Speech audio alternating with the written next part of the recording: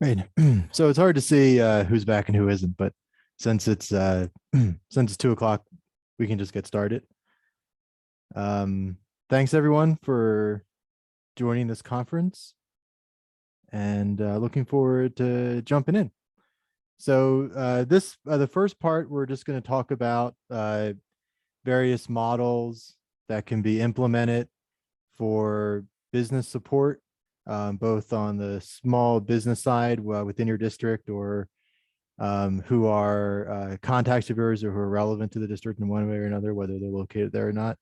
And then entrepreneurs and aspiring business owners, who, oftentimes will call on Main Street organizations for guidance and support, and so offering them some programming and some technical assistance. And what are the best ways to do that?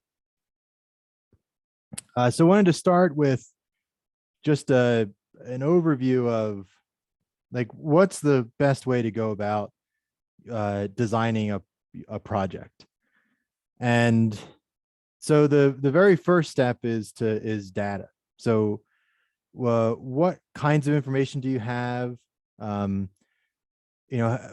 is the information telling you about the needs that you have in your district or in your community or within your broader ecosystem? And what is what kinds of assistance is needed?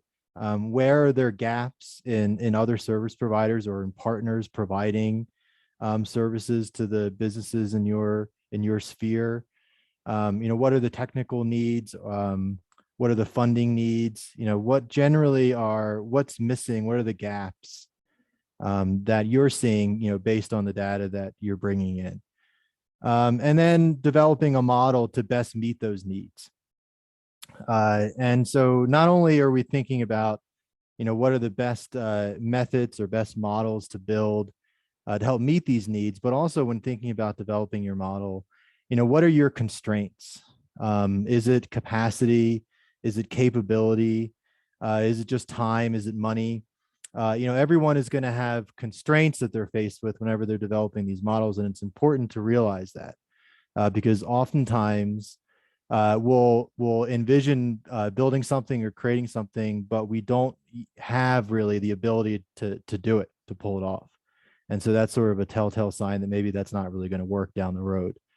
The other really important thing is that, we don't want to fall in love with a model and then start shopping that model around to see where it'll fit.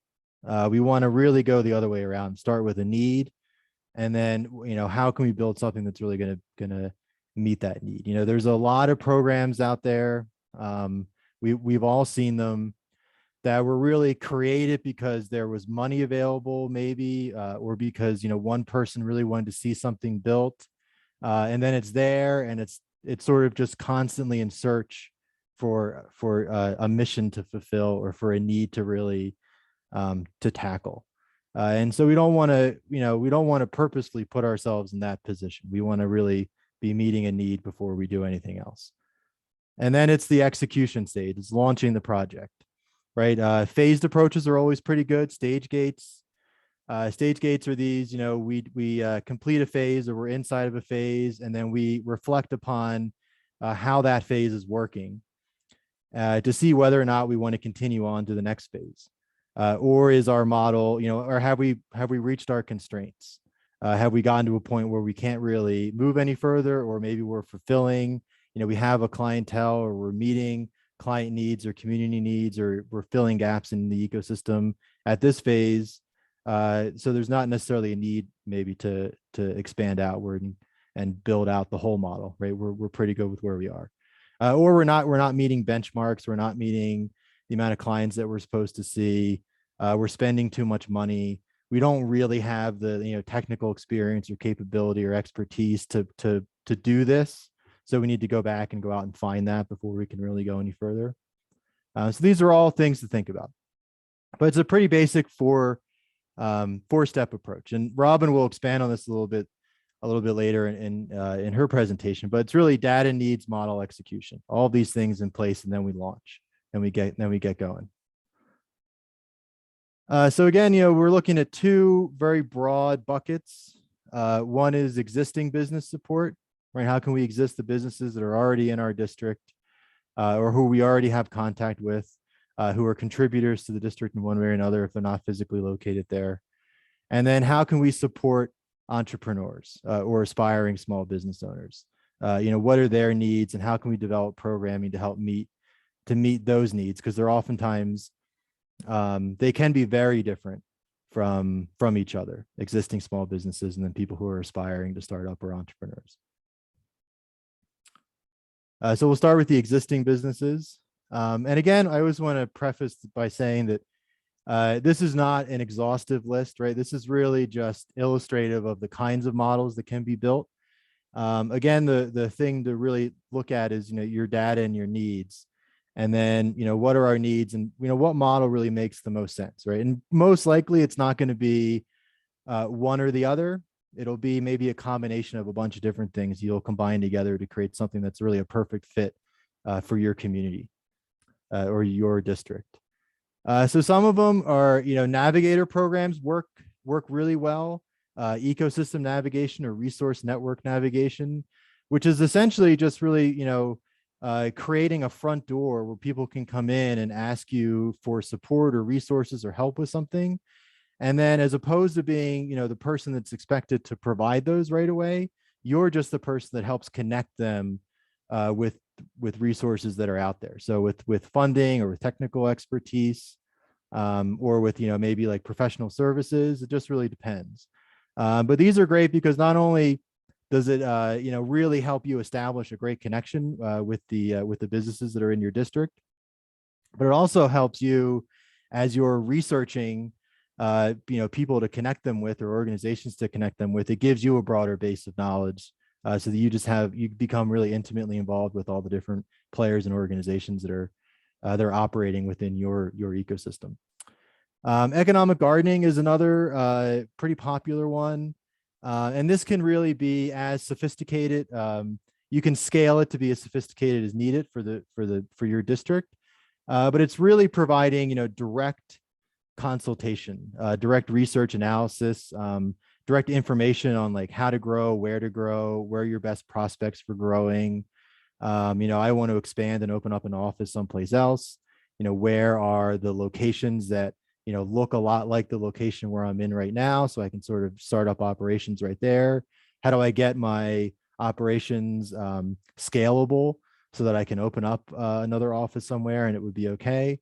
So it's really just providing really kind of consultant level expertise and engagement with the businesses to help them with these decisions that they may have to make, or providing them with as much data and knowledge as possible. And the other one is, direct technical assistance. So, are there businesses in your district that really need help with setting up e-commerce sites, or do they really need help with patents, or identifying different kinds of intellectual property that maybe they would be wise to go after or start to file for? COVID protocols would be a big one. How do they keep up with COVID protocols, and how do they make sure that their staff and customers and vendors are safe and abiding by all the different rules and regulations depending on where they are? And these could be in groups or individual. It really, again, just depends on the kind of the needs of the businesses in your district. This next one are programs that New Mexico Main Street has right now that could be great to just plug into your toolbox, so that when you go out to meet with businesses, or businesses come in to see you, these are things that you can easily say, hey, you know what, this might be a great option for you. Why don't we engage with this program? And you can really kind of white label them, so you can say, this is Lovington's program. It's offered through New Mexico Main Street, so there's no need to. So you can really, it becomes really impactful for the organization as well. So one is the advisor network. And it helps connect businesses who have a specific question that they need help with, their specific area of their business, or a specific topic area that maybe they, have been wrestling with for a while and really need some, direct expertise and assistance with. And it just connects them for half-hour Zoom calls with an expert on that topic anywhere in the state. So, we do all the legwork really to help identify somebody that this business can talk to. You just get the business to fill out the form, and the form is available on the New Mexico Main Street website. And then, really on the back end, we do all the work, and you get to take all the credit for it. So it's a great program in that respect. Facade Squad is another great one to help beautify and uplift the physical appearance of the Main Street district, helping businesses with, with their outward appearance, so they can draw in more customers and more visitors. And then providing just, data analysis. So, if a business needs a market report, or they need some other information maybe to put into some of their strategic or business planning documents, or they want to make a decision and they need specific data in order to make the best decision possible. We can help work with them and work with you to find that data and give them access to it.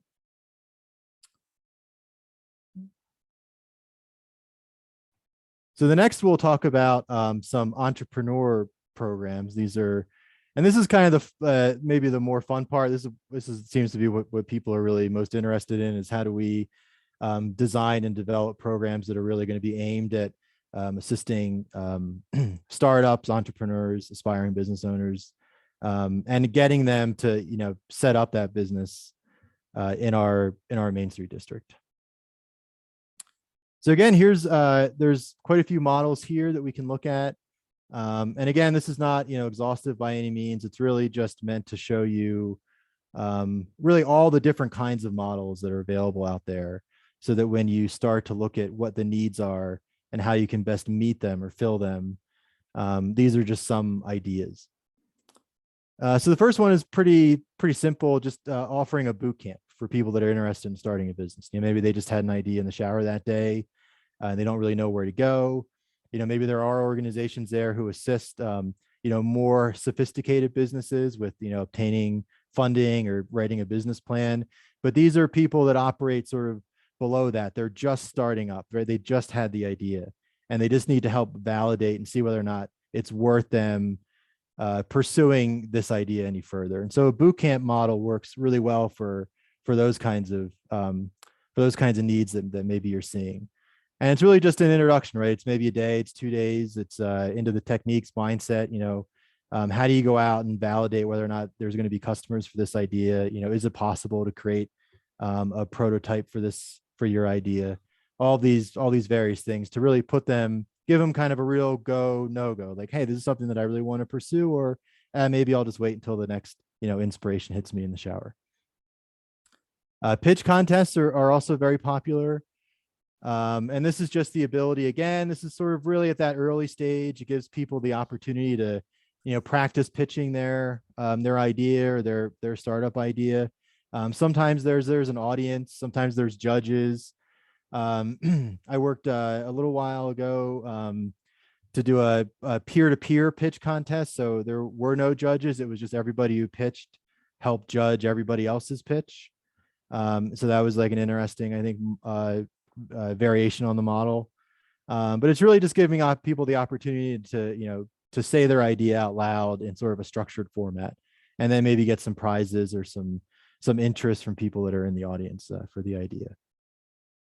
Investment's always a big one, right? Is there any way that you can offer investment to people, to startups, especially, people that are maybe outside or wouldn't qualify for debt?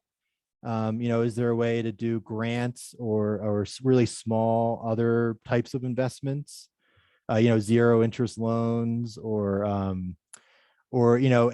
possibly equity if that's a possibility? Maybe working with another organization who can offer really small equity stakes. But money is always an issue. People are always going to need money in order to really start up the business, and at that stage, it's money is hard to come by. So how can we help fill those gaps? Getting further along, incubators, right? People are very interested in incubators, and we'll have Tomorrow, we'll have someone from the Santa Fe Business Incubator and Make Santa Fe come and talk about their programs and their facilities, how they got started, what they do, how they really activate that model to help people in the community. Incubators are basically, it's a three-pronged program that involves space, mentorship, and programming. So the space of an incubator can be, it can be office space, it can be warehousing space, distribution space, wet lab space, manufacturing space. It really just depends on, what kind of companies they're trying to target. Incubators typically, their clients are typically companies that have had a little bit of validation in the market. So they've gotten some funding, they have some customers, they've gotten an SBIR or other, government grants that say, hey, well, this idea is viable and there's a market for it. They just need a little bit of help kind of accelerating their growth to get to a stage where they can really, really launch and take off. Co-working is another, really popular model. And the co-working model is interesting. Basically it's you're an organization, you lease out a large space and you kind of carve that space up and then you sublease it out to people who need a place to work. There's, lots of variations on that, but that's sort of the basic one. And so you offer, co-working spaces will often have a variety of different ways for you to engage with the space. So you can have like open shared co-working where you just sort of had to have a seat at a desk next to somebody else. Maybe there's some private office space that you can rent, by the day or by the hour. Conference rooms are very popular, kitchen areas, other open meeting spaces. So it's really just a place to, co-working it builds community. It's a sort of an integral part of the ecosystem that it's entering into or a part of. And it offers, really flexible work options for people that maybe just want to get out of the house a couple times a week or who are visiting, or, whatever their situation might be, they were just really eager to engage with a co-working space. And then maker spaces are another model. And this is, really the basic format of a maker space is, oftentimes you have a space. Some don't have physical spaces, but most of the time there's a physical space. And there's equipment inside that physical space that people need to use for the betterment of their business, typically. So there's, laser cutting or there's CNC machines. There's, 3D printers of varying degrees. And you would go in there and say, hey, instead of me making a giant capital purchase to buy a laser cutter for my, for my business, I can go in here and become a member and use their laser cutter instead. To do small runs or test out to see whether or not something that I'm thinking about offering as a product line is viable or feasible. Start trying to price out materials and things. Maker spaces are also community meeting areas where people from the community go in there and use woodworking equipment. A lot of places have sewing equipment now, or other things where you can go in there and help. Just do it as a hobby or a personal interest. A couple of examples I think here that are pretty cool, from communities in New Mexico that have been working in these models. One is an entrepreneur support center. So these are sort of like this title, entrepreneur support center, is sort of a catch-all for kind of combining a bunch of different things into one program. And so saying, hey, you know what, we want to offer co-working, but we also want to do some technical assistance, and maybe we're going to run a boot camp. And we have, a physical place. So we're just going to put all these in there, and then maybe also have the Main Street office will be there. And we're going to call it an entrepreneur support center, right? A place where people can come if they want to start a business or they need more help getting their business off the ground. They can come here, and it's kind of a one-stop shop for a bunch of different things that they could be able to plug into and engage with. A really great example of an entrepreneur support center model is in Gallup. And their initial idea was they were doing construction, and they wanted to do some, construction mitigation for the businesses that were going to be affected by that construction.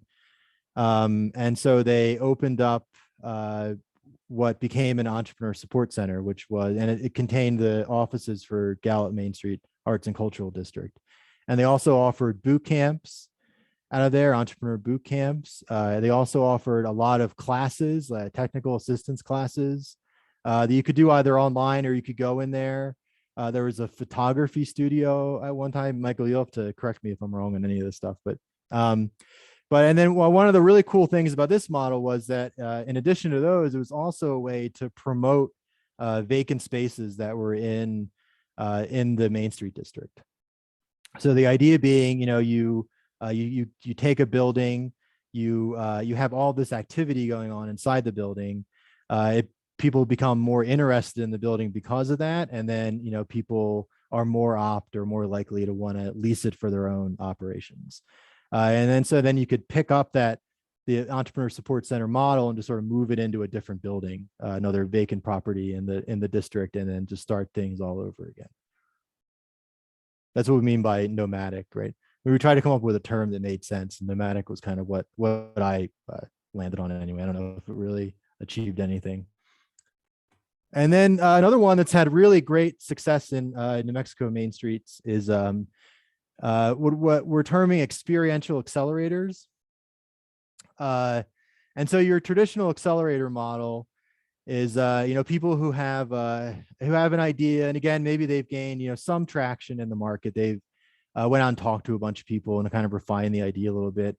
Maybe they have some customers, or they have they've gotten some other grants and things, or maybe some investment. But anyway, they're at like a stage sort of where they're where the business is real. They have a team, they have a product, but they're just really looking at going through, getting their model together, validating whether or not, who their customer is, who's the beachhead market going to be, all that kind of stuff.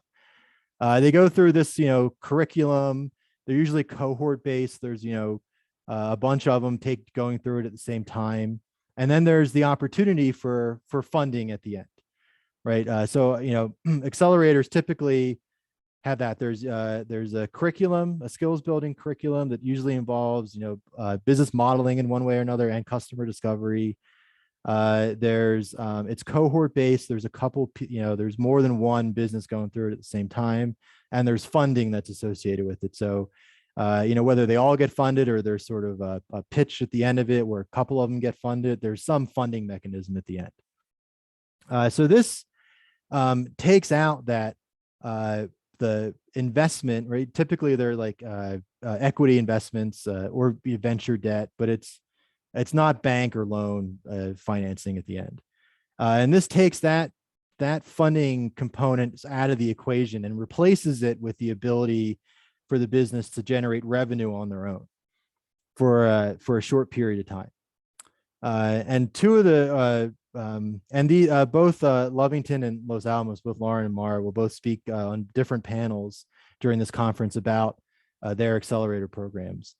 But Lovington has Downtown Bites, which is it's a food concept accelerator, which you go through the curriculum in the very beginning that could sort of introduces you to the program.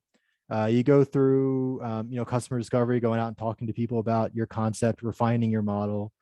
A lot of technical assistance about how to start a restaurant. But then you get a chance to be in the shared food truck, and you get a chance to keep the revenue that you generate by being in that shared food truck. So it gives you, if you do it well and you can generate enough of a market, you can walk away with enough revenue to possibly, put a nest egg away for the business to really launch afterwards. And the same with Los Alamos Main Street, their retail accelerator.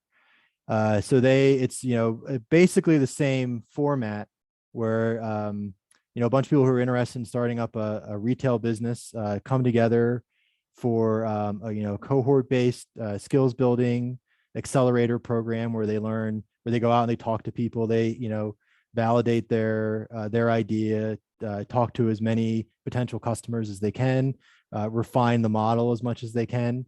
But then Los Alamos, provides them free of charge with a space where they can operate their retail business. And this, the past one they just finished was over Christmas, right? It was over the long, like between Christmas or between Thanksgiving and New Year's. So, you know, it was a high retail time of year.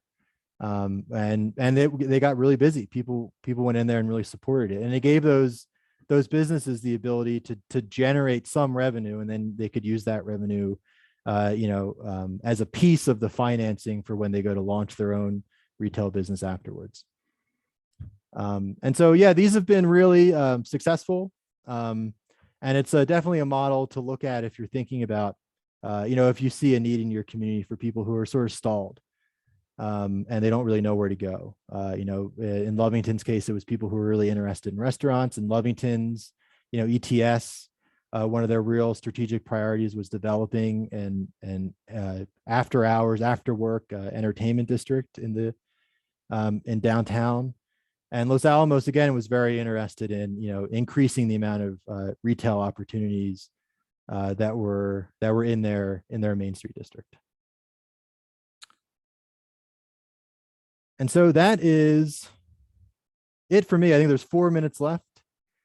So happy to answer some questions, or I know there's a lot of people on here and questions can get unruly sometimes. So if we want to, happy to just shoot me an email, and happy to talk through any of these things with you, and go into more detail. Sean, there was a question in the chat from Elma, who asked about what about community co-ops and support for investment opportunities? Sure. So, Elma, could you provide a little more detail?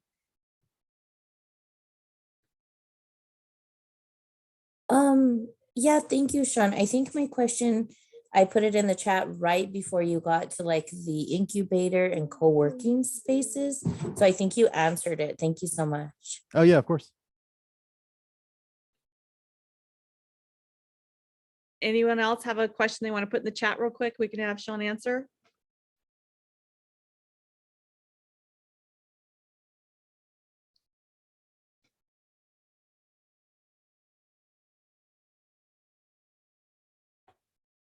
Awesome.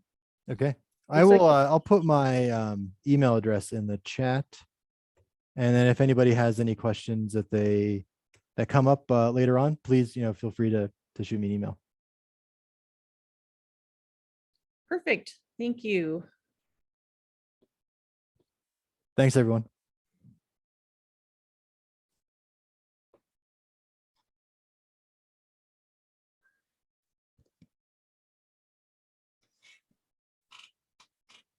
Hi, everyone. My name is Robyne Beaubien, and I am the New Mexico Main Street Revitalization Specialist in Promotion and Image Development. And I want to just take a few minutes and build on what Sean has talked about in relationship to creating these business support projects that kind of the lifeblood of what you need is when you get back to your community with this great idea, you need to be able to pull in volunteers and engage people to help you actually implement this. So let's talk a little bit more about that. In the next session this afternoon, and then also several sessions tomorrow, we're going to hear from community leaders, executive directors of Main Street and arts and cultural districts who have implemented successful projects. And I think that all of them would probably agree that one of the most important things and the vital part of their success would be partners, people who come on board to help them put this program together. And I think it takes time. You have to really think through some of the people who may have time, who may have talents and abilities for what you need to implement. And as Sean said, first you want to figure out what your need is in your community, and then find the fit of who the people are who can help you to implement a project that will support entrepreneurs in your community. And some of those entrepreneurs may be existing businesses, as Sean said, or they may be new business owners, people who are wanting to launch a business. So there are a lot of places to be able to kind of find your niche in your community, and it's going to look a little different for each of us. It's not going to look the same for every community. I think that's why you'll hear through the panels the different examples that people have implemented, that they have some of the same root needs and those processes, but that they found a different way to navigate that through their community. So when you have a great idea, you leave this conference, you're heading home, and you know you want to implement one of these projects. Where is the first place that you're going to head to look for people to engage with this project? Well, probably you're going to take it to your board of directors and find some board members who would help to champion this cause for some type of an entrepreneurship support project. But there's some other people that typically get pulled on board right away. And some of these answers are what I have gathered from some of our speakers today, and also others I've spoken with about how they put these projects together. So another common answer was stakeholders, people who are in the community and have a vested interest in the district that want to help see new businesses and also some empty storefronts filled back up, that they are passionate about the revitalization of the district and therefore can be a really great resource for your project.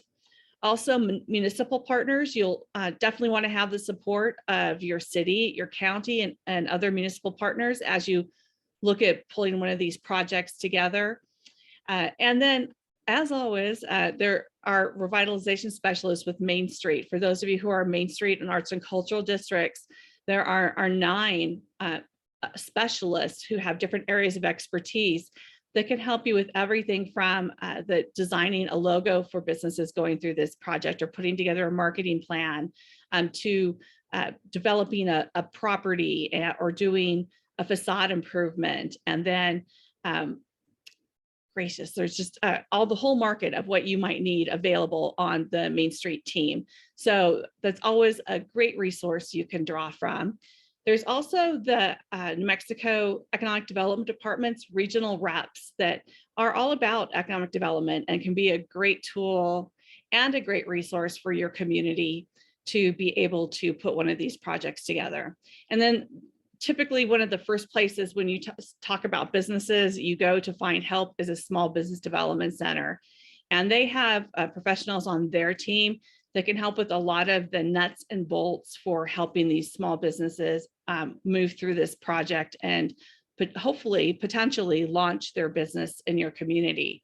So those are kind of easy ways to move forward. But what about looking a little bit wider, casting your net wider? There are a lot Robyne, yes. I am so sorry to interrupt. Are we supposed to be seeing multiple slides? Yes. Are you? Oh, I'm sorry. All we can see is the front page of your PDF, and that's it. Oh, okay. Thank you. I am so sorry. I kept trying to judge. Are we? Let me stop share and reshare. Nope, that happens sometimes. Let's go. Yeah, absolutely. It's Zoom, so go for it. Thank you, Cam. Okay, how about now? Perfect. Okay, perfect. Sorry, guys. My other slide was a list. These will all be available on our website too. We'll make sure we share that in the chat so you can see that. But here's the usual suspects, and then casting your net wider. We definitely want to look at other organizations that are in your community that could be able to provide volunteers, civic organizations, your Chamber of Commerce, economic development group that's in your community. As Sean mentioned, business owners are great coaches and also a great support to even mentor some of these business owners that are going through your project, as well as to potentially speak in your workshops and be part of your curriculum. Another good resource are retired professionals, people who are bring a lot of skill, but you might not actually know they're there. And a great resource, a story on this one. I was working out of the office with the United Way in Clovis, and they had a retired woman who came in to volunteer, and she just did whatever was necessary. She put envelopes together, folded stuff up, and one day the opportunity came up that something needed to be edited, and she jumped in and did it, and was amazing. And then we came to find out that she used to be a writer for the New York Times. And she was volunteering, stuffing envelopes. So needless to say, her job title changed very quickly. But I think there are people out there that you might not come to mind immediately that would be a really good resource for you to draw from. So think about some people in your community that might have some skills or might surprise you with some skills to jump in. If you have a local extension office for a university, I know several of our programs that may speak to this, that they have been able to plug in and find some help with finding professionals and also some technology assistance if you have a local university for that. And there's, especially if you're a Main Street community, there's some really great information out there on the internet and in Facebook groups. There's a group specifically called the Downtown Happy Hour that speaks a lot to all things revitalization in Main Street, but also has a lot of resources for entrepreneurship. And the amazing thing about Main Street is that everyone shares everything. So if someone has done something and implemented it in their community and you ask them about it, chances are they're going to send you everything they have on it for you to be able to use it and not have to reinvent the wheel. So, and there's also another group out there on Facebook that's a New Mexico based about small businesses supporting other small businesses. So, do some research and find some things out there that you can immerse yourself in to be better at doing these projects. And I was speaking with one of our other directors, or a couple of them, about what they know now and what they're doing now. And that a lot of times Main Street can be a learn as you go job. Sometimes people joke fake it till you make it, but sometimes it's learn as you make it. Something you don't know how to do as you walk through the process and you're coached by a revitalization specialist, you build the skills to become the professional and to be able to turn around and present and share how to do this. And so we definitely want you to access as much as you can from folks to be able to build a strong foundation for your project, and people will help you do that. Some of our other of our executive directors found really good support from their local and regional press and radio. The people who not only write the stories and are on the radio as DJs, but that they also came into play in helping to create how-to workshops for their projects they did. I know in Gallup, one of the local reporters did a workshop on how to take pictures, and she actually showed why you use a light box to take a shot of a product for your website and the importance of that. And it was very, very informative. It wasn't super long. It was just 10-15 minutes long, but that had great content for someone who didn't know how to do that piece. So there are so many places you can gather help and support for your projects. And definitely don't overlook your elected officials. Get support from your legislators.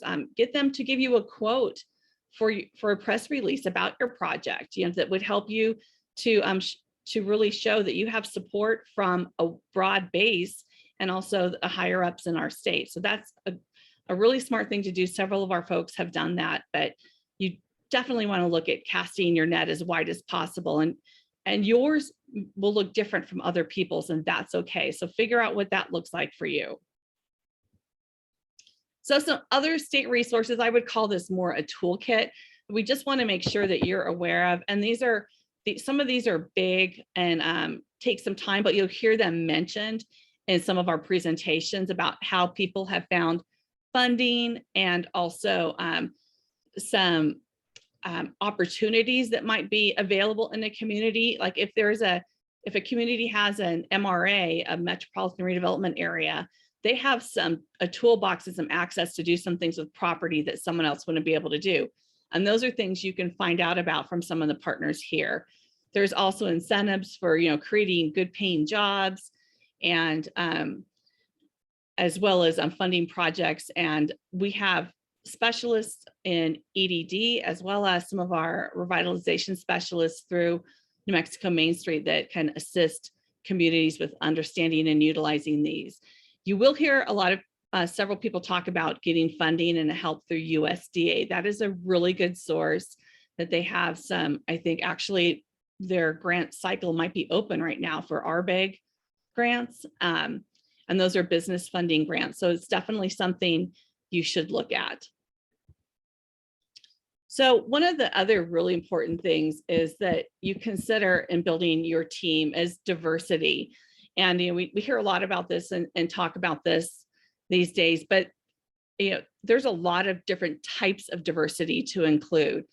A lot of times it's easy for us as leaders to build a team that looks just like us, that thinks a lot like we do, because it's comfortable and it's easy to, kind of track everyone together. But the truth is that if you do that, you might end up missing some of the potential to have a better and more impactful program, including different types of personalities. And you have to have the cheerleader, you have to have the thinker, the person who's always driving things forward. You always need what I lovingly call an Eeyore, a person who's going to think of the worst case scenario. If something bad's going to happen, it's probably going to happen to me. Well, not that it will, but they've thought about it. So you've thought about how to work through a situation if that comes up. So think about personality as you build a team and make sure that you have diversity there. Skill sets. If everybody is really good at the same thing, it doesn't create as much diversity. You definitely want to build that out and have people with lots of different abilities and skills that they bring to the table. And people don't always want to do necessarily what they are professional at. A tax attorney might not want to, he might be willing to provide tax attorney advice, but that might not be the thing that really excites him. He might actually really want to talk about how to start your business from scratch. He might be really into a different part of that besides the tax. So give people opportunity to do what they're passionate about, not just what they're good at on a team. Look for people with experience. Young people have lots of ideas. You definitely want to have young people, but you also want to have people who are older and people who bring different types of experience to your team. And always ethnicity. Think about what your community looks like and does that reflected in the team that you're putting together. You want to make sure that you're embracing all different types of diversity in the partnership group that you're building for your program.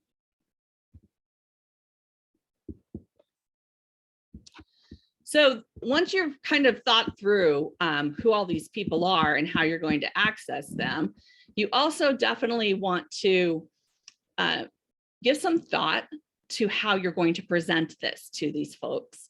So we would recommend that you consider putting together a 2 to 3 page prospectus that explains what the project is. This also is a great way for you to have to think through what you're doing in more clarity. So just having this great idea and running out there and sharing it with folks may or may not get people on your team, but you'll have more success, especially getting people who are of different personality types and different backgrounds to come on board if you have something you can hand them that clearly communicates what you want to do. What are the goals? How is it going to be funded? And possibly even who are the other partners? I would recommend that you meet individually with people to talk through it and define exactly what you're asking from them. Do you want financial support from them? Do you want them to sponsor this?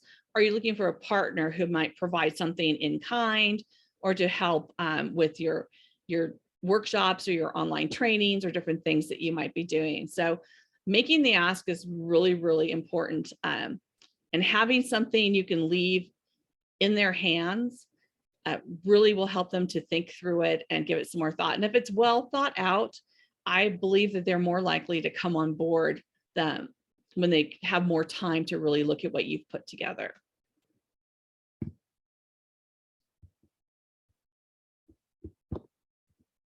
Oops.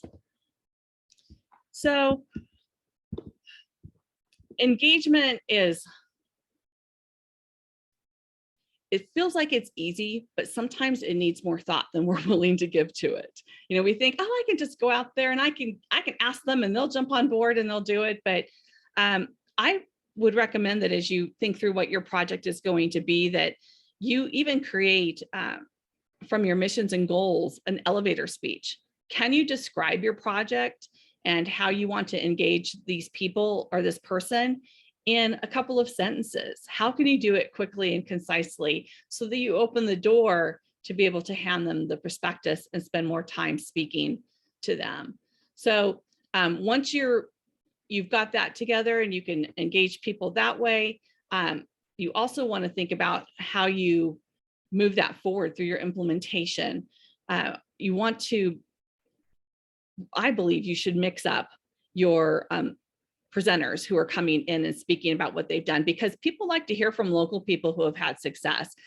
You'll hear it in the next workshop that they'll speak a little bit to this, but having a local pro who's maybe walked that path before, who can say, oh, do this or don't do that, that has been super beneficial to small business owners who are trying to launch, that can maybe sidestep some of the mistakes they might have made because of advice from someone local who has been there.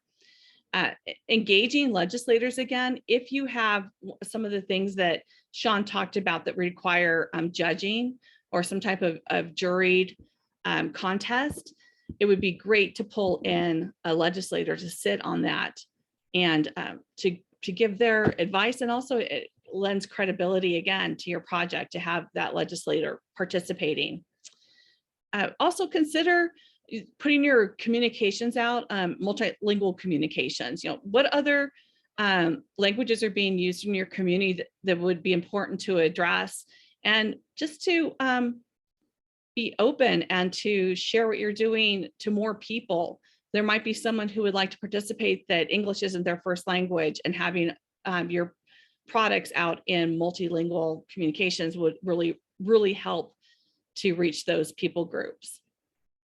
And as you move through your process of not only getting people engaged and getting them on board, but actually implementing your project, it's super important that you continue to communicate, you know, to speak to what's happening, even be willing to be transparent when things haven't gone well, you know, and say, hey, we're learning from this.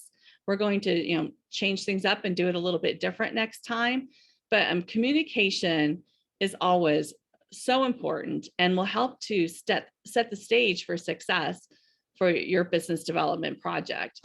It is the place where honestly we tend to make the most mistakes, because we think that, you know, everybody's on board, they get this, they see what we're doing, but people don't. They don't always totally see the big picture. They just see pieces of it. So making sure that you are constantly communicating with stakeholders about what you're doing each step of the way, and who's what the process is always a good thing to do. So for those of us who are type A people, we definitely feel like we can do it all, and maybe we can. But the bottom line is partnerships will create stronger projects. No matter what you can do on your own and how well you can do it, if you have 2 or 3 other people on board with you, you know, a rope is always stronger when it's several strands combined and twisted. You want to build a strong rope, a strong project, and people are the best way to do that. So over the next, this afternoon and into tomorrow, you're going to hear a lot about business development projects and business development projects that we hopefully pop, that are exciting and that bring something interesting and unique to the communities.